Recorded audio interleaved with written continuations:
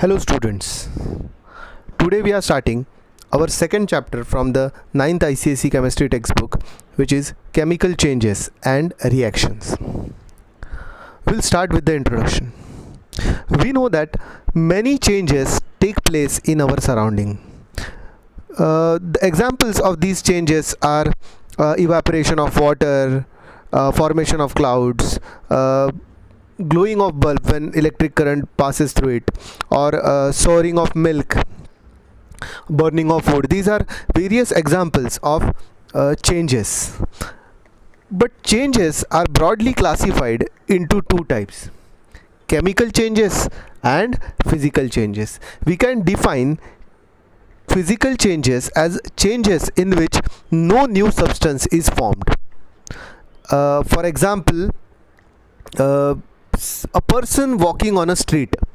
When a person walks on a street, its position changes, therefore it can be considered as a change, but formation of any new substance do not take place, therefore this change have to be considered as a physical change. And example of and we'll define chemical change as a change in which new substances with new properties are formed. And the example for chemical change is curdening of milk. When milk curdens, means milk gets converted into curd, a new substance, that is curd with new properties, is formed. Milk has a slight sweet taste, but curd has a sour taste. Therefore a new substance has the formation of a new substance has taken place.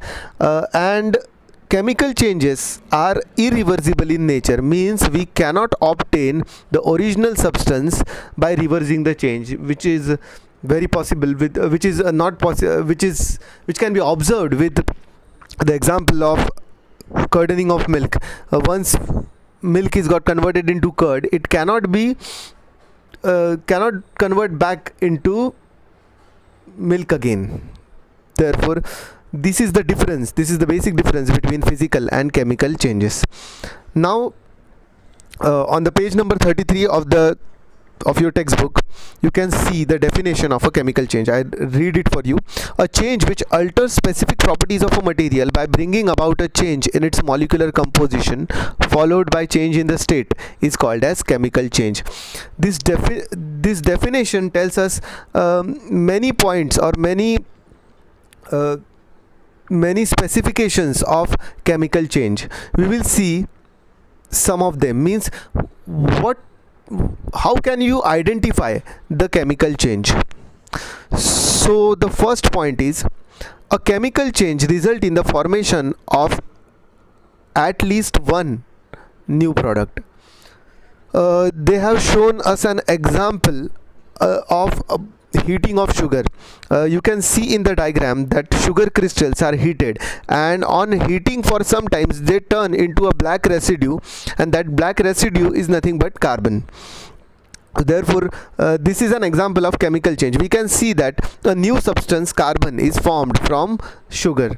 Therefore you can, in every chemical change you can see that a new substance is formed. This is the first characteristic of a chemical change, means whenever a chemical change takes place, new substance is always formed.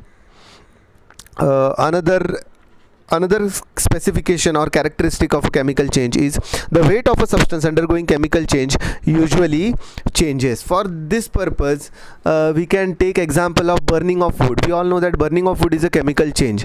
When we burn a piece of a wood, some ash as a residue is remained. You can easily find that the weight of wood is greater than that of the ash. Therefore it proves that whenever a chemical change takes place, reduction in the mass of a substance occurs. Next is, chemical change is permanent and irreversible. Now we will see this with the example of burning of wood only. Once the wood is burned, we cannot re-obtain wood from the remaining ashes. Next is, during chemical change, energy is either absorbed or given out. Some chemical changes are endothermic in nature, whereas some chemical changes are exothermic in nature. Whenever a chemical change takes place, breaking and making of bond occurs. We will see these energy specification in the next lecture. Now we will continue with some of the examples of chemical changes. They have given us burning of wood or charcoal, burning of candle, decomposition of water into hydrogen and oxygen, formation of water from hydrogen and oxygen, digestion of food, curdling of milk, formation of biogas, burning of petrol or diesel, smoking of cigarette, drying of paint, rusting of iron, ripening of fruits, clotting of blood, fading of colors of dyed clothes, baking of cake, photosynthesis in plants, formation of wine, butter turning rancid. These are some examples of chemical change. You all can see that in all these changes there are two important characteristics. One, a new substance is always formed, and second is the reactions are always irreversible, means we cannot obtain the original substance from by reversing the reaction. So in this part we have covered what are what are changes, what are the types of the changes, and out of that we have only focused about chemical changes, and we have studied some examples and characteristics of chemical changes. I am sending you two exercises. They are very small exercises. You have to finish these two exercises after listening to this lecture.